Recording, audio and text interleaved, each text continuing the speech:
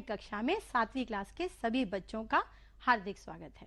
बच्चों, आज हम आपकी पाठ्य पुस्तक पृथ्वी और हमारा जीवन के पाठ 8 प्राकृतिक प्रदेश एवं जनजीवन विषुवत रेखीय प्रदेशों का विस्तार से अध्ययन करेंगे।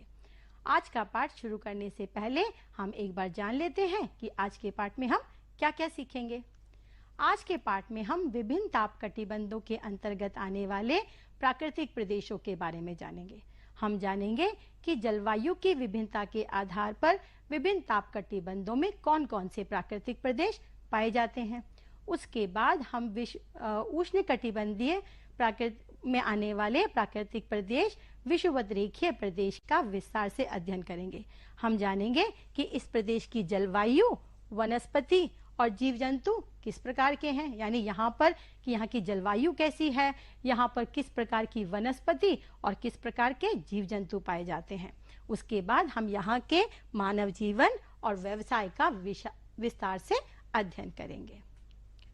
बच्चों, आपने पिछले पाठों और पिछली कक्षाओं में भारत के विभिन्न भौतिक स्वरूपों के बारे में पढ़ा है। अब जरा आप याद कीजिए और बताइए कि भारत के उत्तर यानी भारत की उत्तर दिशा का भौतिक स्वरूप कैसा है। बिल्कुल सही, उत्तर में विशाल हिमालय का पर्वत है, उसके नीचे उत्तर का मैदान है।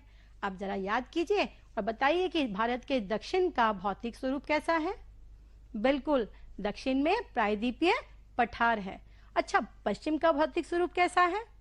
बिल्कुल, वहां पर थार का मरुस्थल है। अब जरा याद कीजिए और सोचिए कि क्या जैसी वनस्पति, जैसी मिट्टी, जैसे जीव जंतु पर्वतीय भाग में पाए जाते हैं, क्या वैसे ही प्रायद्वीपीय पठार में भी पाए जाते हैं? नहीं ना। इसी प्रकार से थार के मरुस्थल यानी मरुस्थलीय क्षेत्र की वनस्पति, मिट्टी, जीव जंतु अन्य भागों से बिल्कुल अलग है। यानी हम जानते हैं कि हमारे देश में पर्याप्त प्राकृतिक विविधताएं पाई जाती हैं। अब ये प्राकृतिक विविधताएं हमें किस रूप में दिखती हैं? ये प्राकृतिक विविधताएं हमें यहाँ के भूदृश्यों यानी कि रेत, मैदान, पर्वत, पहाड़, मिट्टी के रूप में दिखाई देती है। उसके अतिरिक्त किसी भी क्षेत्र की वनस्पति, मौसमी दिशाओं और भिन्न भिन्न प्रजातियों के जीव जंतुओं के रूप में ये प्राकृतिक विविधताएं दिखाई देती हैं। इसी प्रकार अलग अलग महाद्वीपों और अलग अलग देशों में भी प्राकृतिक विविधताएं पाई जाती हैं।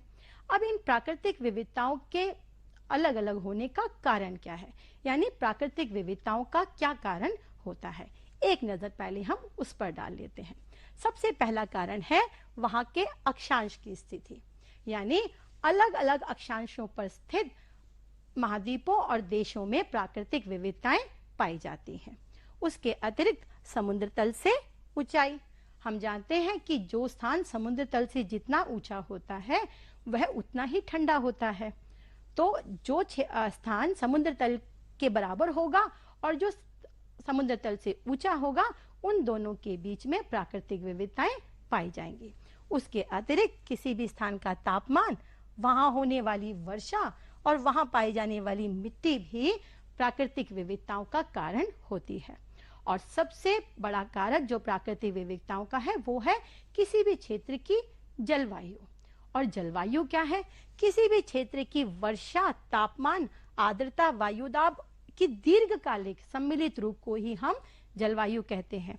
जैसे अगर मान लो किसी एक क्षेत्र में बहुत लंबे समय तक तापमान बहुत ज्यादा रहे, वहां वर्षा भी बहुत ज्यादा होती हो और यह स्थिति लंबे समय तक यानी कई वर्षों तक लगातार बनी रहे, तो हम कहेंगे कि उस क्षेत्र की जलवायु जो है वो नम और गर्म है। और जब किसी बहुत बड़े क्षेत्र में एक जैसी यानी कि जब किसी विस्तृत क्षेत्र में जलवायु, मृदा, वनस्पतियों में औसत एक रूपता पाई जाती है यानी समानता पाई जाती है, तो उसे प्राकृतिक प्रदेश कहा जाता है। यानी जब कोई बहुत बड़ा क्षेत्र है और उस बहुत बड़े क्षेत्र में एक जैसी वनस्पति, एक जैसी मिट्टी, एक जैसे जीव जंतु पाए जाते हैं, तो उसे हम प्राकृतिक प्रदेश कहते हैं। किसी एक प्राकृतिक प्रदेश में पर्यावरणीय भिन्नताएं बहुत कम होती हैं। उसके अतिरिक्त दो अलग अलग प्राकृतिक प्रदेशों में ये पर्यावरणीय भिन्नताएं बहुत ज्यादा दिखाई देती हैं। यानी अगर कोई दो प्राकृतिक प्रदेश हैं तो उन दोनों की वनस्पति, जीव जंतु, वहां पाई जाने वाली मिट्टी, वहां की मौसमी दिशाएं बिल्कुल अलग अलग तरह की होती हैं। और इन प्राकृतिक प्रदेशों को विभाजित करने का मुख्य आधार क्या होता है? वहां की जलवायु। जलवायु के आधार पर ही हम विश्व को अलग अलग प्राकृतिक प्रदेशों में विभाजित करते हैं, क्योंकि जलवायु ही किसी प्राकृतिक प्रदेश की मिट्टी को, वहां की वनस्पतियों को, जीव जंतुओं को और मानव जीवन को सबसे ज्यादा प्रभावित करती है।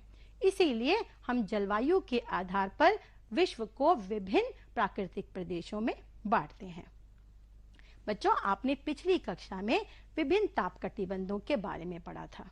एक बार उसी को दोहराते हुए हम जानते हैं कि इन ताप कटिबंधों के अंतर्गत कौन कौन से प्राकृतिक प्रदेश पाए जाते हैं। सबसे पहले यहाँ 0 डिग्री अक्षांश से यानी विषुवत वृत्त से लेकर 23.5 डिग्री उत्तरी और 23.5 डिग्री दक्षिणी अक्षांश के बीच में उष्ण कटिबंध पाया जाता है। और आप जानते हैं कि यहाँ पर सूर्य की किरणें सीधी पड़ने के कारण इस क्षेत्र में काफी गर्मी होती है। और जो प्राकृतिक प्रदेश इस उष्ण कटिबंध में, जो आपको ये हरे रंग का भाग दिखाई दे रहा है, इसमें आते हैं, उनको उष्ण कटिबंधीय प्रदेश के अंतर्गत रखा जाता है। उसके बाद आता है 23.5 डिग्री उत्तरी अक्षांश से लेकर 66.5 डिग्री उत्तरी अक्षांश तक और 23.5 डिग्री दक्षिणी अक्षांश से लेकर 66.5 डिग्री दक्षिणी अक्षांश के बीच में जो भी प्राकृतिक प्रदेश पाए जाते हैं उन्हें शीतोष्ण कटिबंधीय प्रदेश के अंतर्गत रखा जाता है। जैसे कि आप यहाँ लाल रंग का भाग देख रहे हैं कि 23.5 से लेकर 66.5 डिग्री उत्तरी गोलार्ध में और 23.5 से लेकर 66.5 डिग्री दक्षिणी गोलार्ध में उत्तरी शीतोष्ण कटिबंध और दक्षिणी शीतोष्ण कटिबंध पाया जाता है। तो जो भी प्राकृतिक प्रदेश इस शीतोष्ण कटिबंध के अंतर में पाए जाते हैं उन्हें शीतोष्ण कटिबंधीय प्राकृतिक प्रदेश कहा जाता है। उसके बाद 66.5 डिग्री उत्तरी अक्षांश से लेकर उत्तरी ध्रुवों तक और 66.5 डिग्री दक्षिणी अक्षांश से लेकर दक्षिणी ध्रुवों तक शीत कटिबंध होता है। और इस शीत कटिबंध के अंतर में जो भी प्राकृतिक प्रदेश आते हैं उन्हें शीत कटिबंधीय प्राकृतिक प्रदेश कहा जाता है। सबसे पहले हम यह जानेंगे कि इन विभिन्न ताप कटिबंधों के अंतर्गत आने वाले प्राकृतिक प्रदेश कौन कौन से हैं। सबसे पहले है उष्ण कटिबंधीय प्रदेश, यानी उष्ण कटिबंध में कौन कौन से प्राकृतिक प्रदेश आते हैं। अभी हमने जाना कि 0 डिग्री अक्षांश से लेकर 23.5, यहाँ पर 0 डिग्री अक्षांश यानी विषुवत वृत्त से लेकर 23.5 डिग्री उत्तरी और 23.5 डिग्री दक्षिणी अक्षांश के बीच उष्ण कटिबंध पाया जाता है। और इस कटिबंध के अंतर्गत आने वाले प्राकृतिक प्रदेश हैं उष्ण कटिबंधीय प्रदेश। और कौन कौन से प्राकृतिक प्रदेश इसके अंतर्गत आते हैं? वे हैं विषुवत रेखीय प्रदेश, सवाना प्रदेश, मानसूनी प्रदेश और मरुस्थलीय प्रदेश। इसके बाद है शीतोष्ण कटिबंधीय प्रदेश। यह है 23.5 डिग्री उत्तरी और 23.5 डिग्री दक्षिणी अक्षांश से लेकर 66.5 डिग्री उत्तरी और 66.5 डिग्री दक्षिणी अक्षांश के बीच आता है शीतोष्ण कटिबंध। और इस शीतोष्ण कटिबंध के अंतर्गत जो प्राकृतिक प्रदेश पाए जाते हैं उन्हें भूमध्य सागरीय प्रदेश, उनमें से प्रमुख है भूमध्य सागरीय प्रदेश, घास के मैदान, मध्य अक्षांशीय मरुस्थल, पश्चिमी यूरोप तुल्य प्रदेश और चीन तुल्य या सेंट लॉरेंस तुल्य प्रदेश। इसके बाद आता है शीत कटिबंधीय प्रदेश, यानी शीत कटिबंध के अंतर्गत कौन कौन से प्राकृतिक प्रदेश पाए जाते हैं। शीत कटिबंध 66.5 डिग्री उत्तरी अक्षांश से लेकर उत्तरी ध्रुवों तक पाए जाते हैं और 66.5 डिग्री दक्षिणी अक्षांश से लेकर दक्षिणी ध्रुवों तक शीत कटिबंध पाया जाता है। और इसके अंतर्गत आने वाले प्राकृतिक प्रदेश हैं टैगा प्रदेश और टुंड्रा प्रदेश।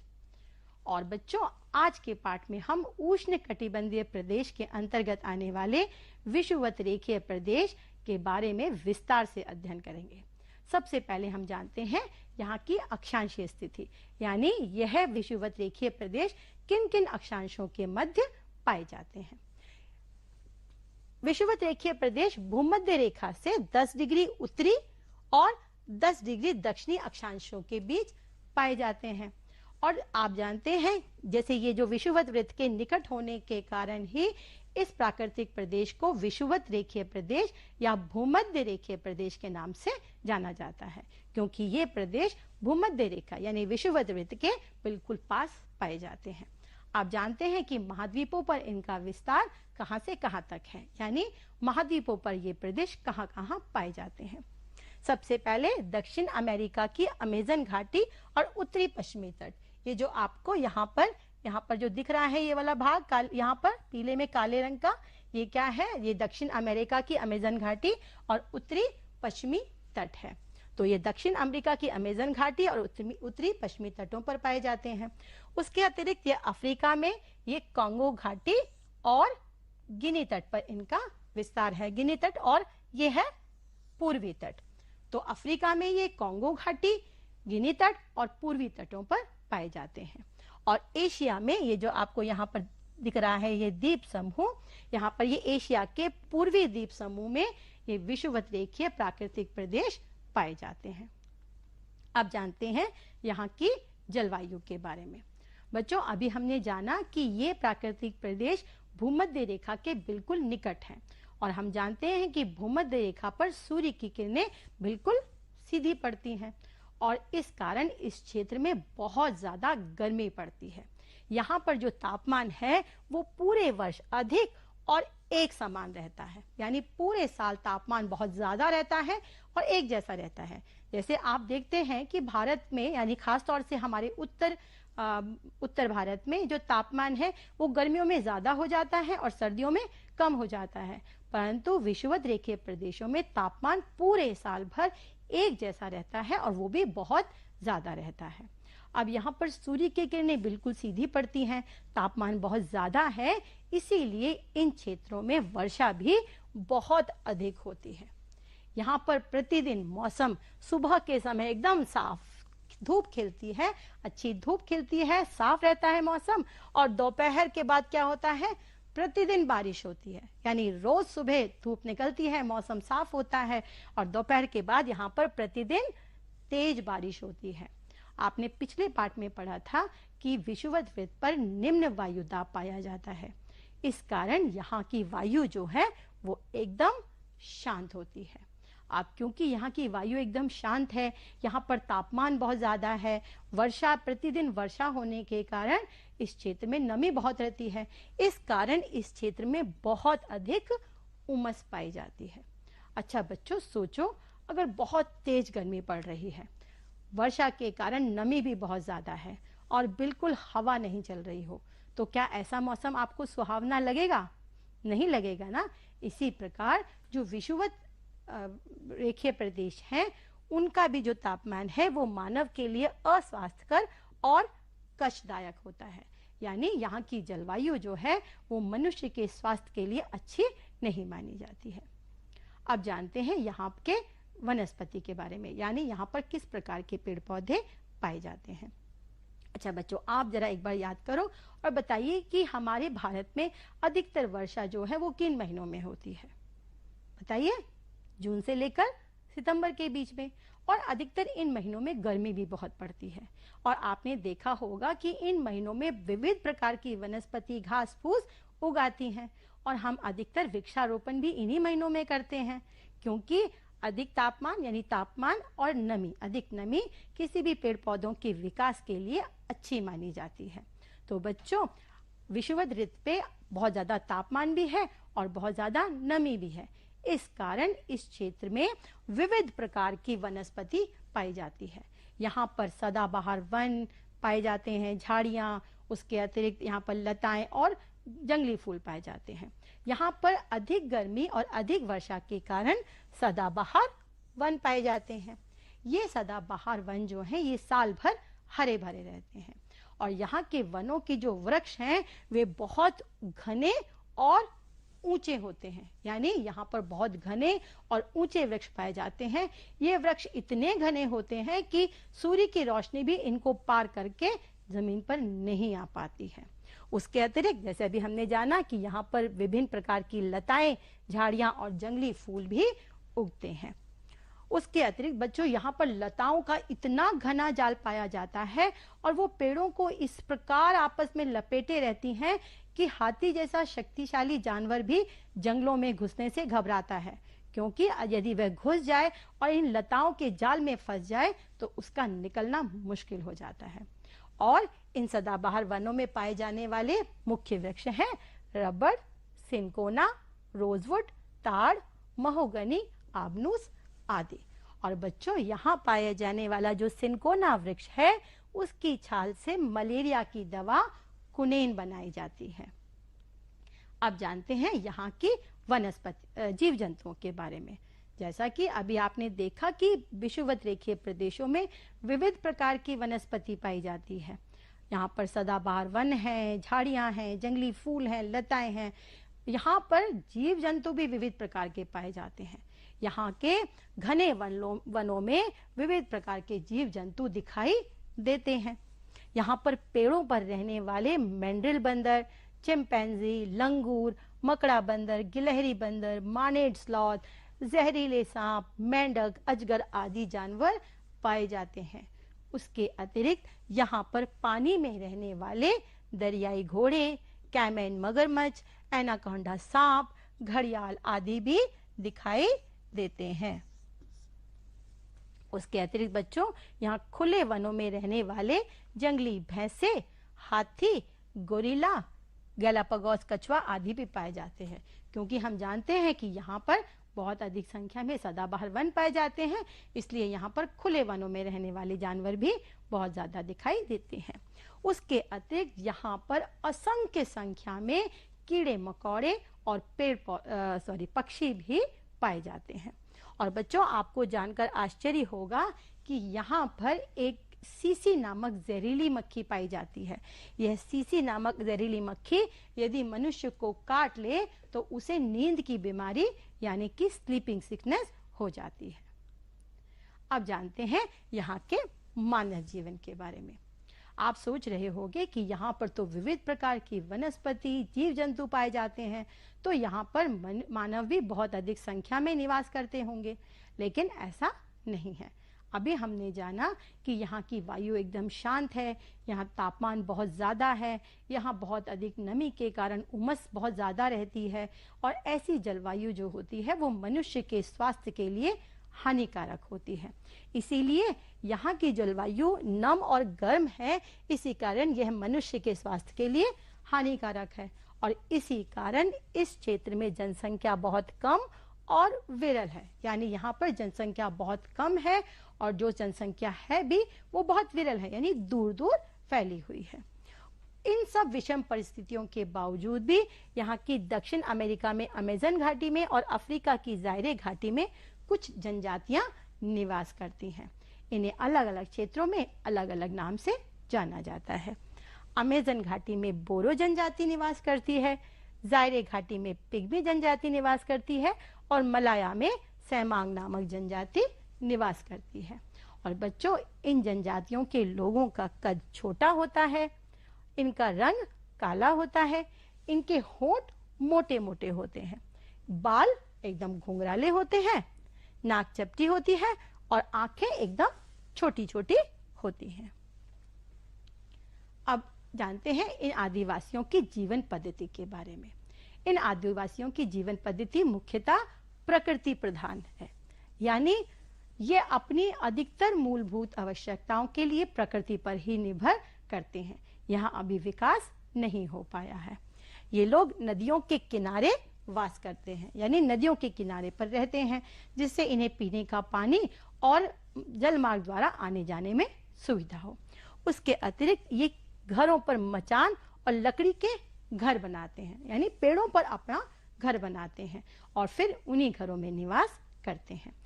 इनका भोजन मुख्यतः मांसाहारी होता है, यानी ये लोग अधिकतर मांस खाते हैं और मांस भी ये लोग शिकार करके, यानी कि मांस को शिकार करके ही प्राप्त करते हैं। उसके अतिरिक्त कुछ जनजाति के कुछ लोग कृषि भी करते हैं, यानी खेती करते हैं और ये लोग अधिकतर कॉफी, मक्का, कोको और अनाज की खेती करते हैं। और बच्चों जो पिग्मी जनजाति है वहाँ के लोग जो हैं वो घुटनों से कमर से घुटनों तक वृक्षों से वृक्ष की छाल और पत्तों से अपने शरीर को ढकते हैं। अब जानते हैं इन घाटियों के जनजातियों के व्यवसाय के बारे में, यानी ये लोग क्या करते हैं और किस प्रकार अपनी जीविका चलाते हैं। ये लोग मुख्यतः शिकार करते हैं, वन वस्तुओं को इकट्ठा करते हैं और कुछ लोग चलती फिरती खेती करते हैं। सबसे पहले जानते हैं शिकार। शिकार भी ये लोग जंगली पशुओं का शिकार करते हैं और शिकार से ये लोग जो करते हैं वो मांस के लिए करते हैं, यानी शिकार करके जो मांस प्राप्त करते हैं उसको ये भोजन के रूप में इस्तेमाल करते हैं। उसके अतिरिक्त ये खाल व हड्डियों के लिए भी शिकार करते हैं जंगली पशुओं का। खाल से ये अपने शरीर को ढकते भी हैं और हड्डी से अन्य कार्य लेते हैं, जैसे औजार वगैरह बनाते हैं। उसके अतिरिक्त ये लोग मछलियां पकड़ते हैं। मछलियों में भी ये मछलियों को मांस के लिए यानी कि अपने भोजन के लिए पकड़ते हैं और मछलियों को उनके तेल से निकालने के लिए और चर्बी के लिए पकड़ा जाता है। दूसरा व्यवसाय है इनका वन वस्तु इकट्ठा करना। अब बच्चों, वन वस्तु इकट्ठा करना मतलब जंगल में जो भी सामान इधर उधर इनको पड़ा मिलता है वे उसको इकट्ठा कर लाते हैं और उससे अपनी जरूरतें पूरा करते हैं। जैसे ये कंद मूल फल केला आदि खाने के लिए इस्तेमाल करते हैं, यानी जंगलों से ये कंद मूल फल आदि इकट्ठा करते हैं, उसको अपने भोजन के रूप में इस्तेमाल करते हैं। उसके बाद लकड़ी के लट्ठे